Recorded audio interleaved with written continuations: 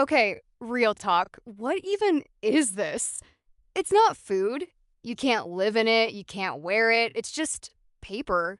And yet, my mom cries when there's not enough of it. My dad works all day to get more of it.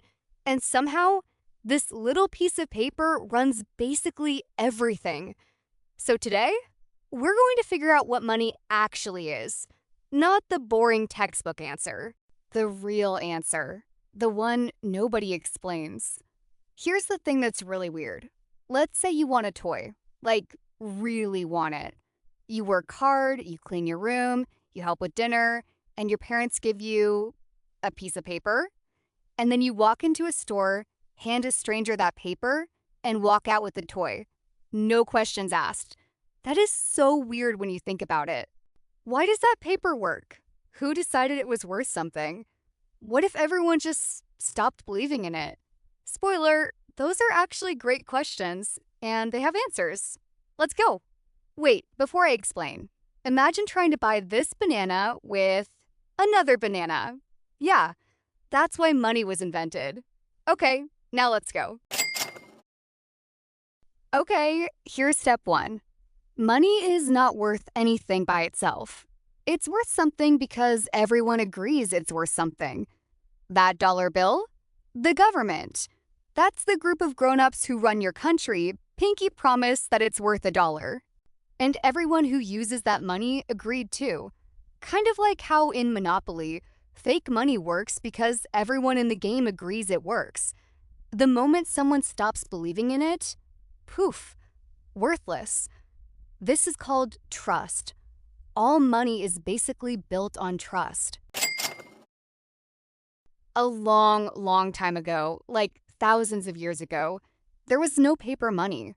People traded things directly. You got milk, I got eggs. You built my house, I taught you to fish. But that got complicated fast. What if I wanted shoes, but the shoemaker didn't want what I had?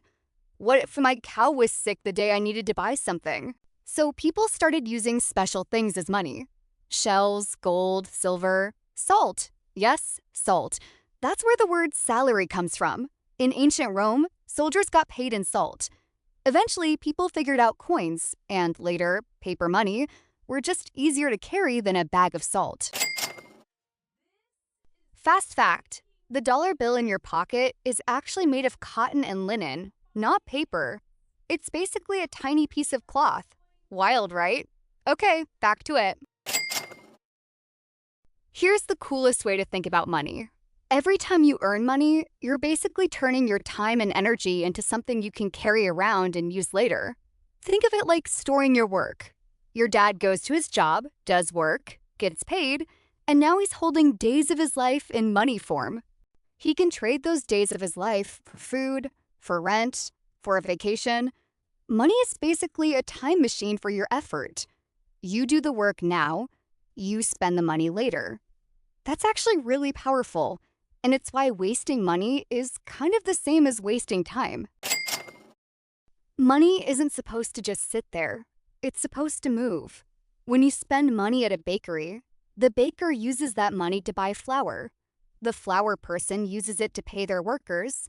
Those workers use it to buy stuff for their families. $1 can travel through dozens of people in a single day. Economists call this the velocity of money. I call it money having a very busy social life. When people stop spending, like during a crisis, the whole system slows down. That's why adults get stressed about the economy. It's like the town's heartbeat slowing down. Okay, brainbuster time. Ready? Most money doesn't even exist in the real world. Like, right now, the number in your family's bank account, it's just a number on a computer. There are no actual dollar bills stacked in a vault with your name on them.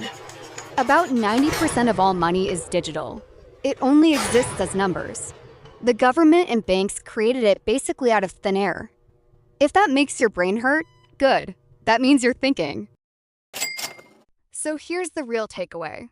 Money is not magic. It's not real in the way a rock or a tree is real. It's a story that everyone agreed to believe in. And that means a few important things. One, Learning how money works is literally learning the rules of the biggest game on earth. The people who understand the rules, they play better. 2. Money is a tool, not a goal, not a personality, not something to be scared of. It's just a tool, like a hammer. A hammer can build a house or break a window. What matters is how you use it. 3. You can learn this stuff. You're literally doing it right now. Okay, before you go, real quick, if this made money make even a little more sense, drop it in the comments. Just one little coin emoji. I want to see how many of you get it now.